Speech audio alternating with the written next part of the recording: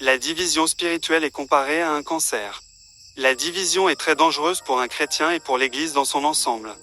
Une réflexion de bien-aimé frère Ronnie Exumé. La vraie Église, en tant que corps de Christ, est unie. Elle est appelée à refléter l'amour, la paix, l'unité et la communion qui viennent de Dieu. Cela implique que les chrétiens, individuellement et collectivement, permettent au Saint-Esprit de transformer leur vie et leurs relations, de sorte que leur témoignage soit authentique et vivant en une parfaite harmonie spirituelle.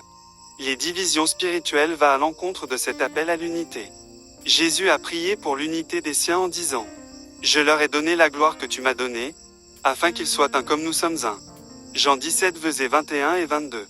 L'Église véritable doit donc être un témoignage vivant de cet amour, de cette paix et de cette communion, non par des moyens humains, mais par l'action du Saint-Esprit qui habite en chaque chrétien. Toute assemblée ou l'Église basée sur la division n'est pas assemblée sanctifiée, elle est plutôt manipulée par Satan et ne connaître pas Dieu, car la vraie Église est fondée sur l'amour et l'unité. Le monde des esprits est une force qui cherche à diviser, à semer la discorde et à perturber l'unité entre les chrétiens.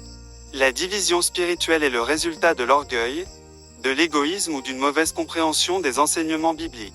Une assemblée qui marche selon la parole de Dieu cherche toujours la paix et l'unité, car cela reflète le caractère même de Dieu. Oui, les erreurs ou les faiblesses des leaders peuvent créer des malentendus qui, à leur tour, risquent de provoquer des divisions au sein de l'assemblée, mais en tant que membre du corps de Christ, il est crucial de nous souvenir que l'Église appartient avant tout au Seigneur Jésus, qui est son chef souverain. Dans ces moments, notre rôle est effectivement de rester dans une attitude de prière, de cultiver la sagesse et la direction du Saint-Esprit, et d'agir avec humilité et amour. Il est aussi important de chercher à préserver l'unité de l'esprit par le lien de la paix.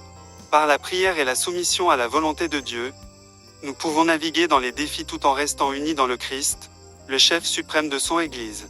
Éphésiens 4 verset 3. Pour éviter que la division ne détruise un chrétien, il est essentiel de cultiver l'amour, l'humilité, le pardon et la recherche de la paix, tout en restant centré sur Christ. En résumé, une Église manipulée par Satan ne manifeste pas les fruits de l'Esprit et ne reflète pas la nature de Dieu. Une véritable assemblée sanctifiée se reconnaît à son amour, son unité et sa soumission à Christ comme tête de l'Église. Galates 5 versets 22 et 23. Réflexion de bien-aimé frère Ronnie Exumé.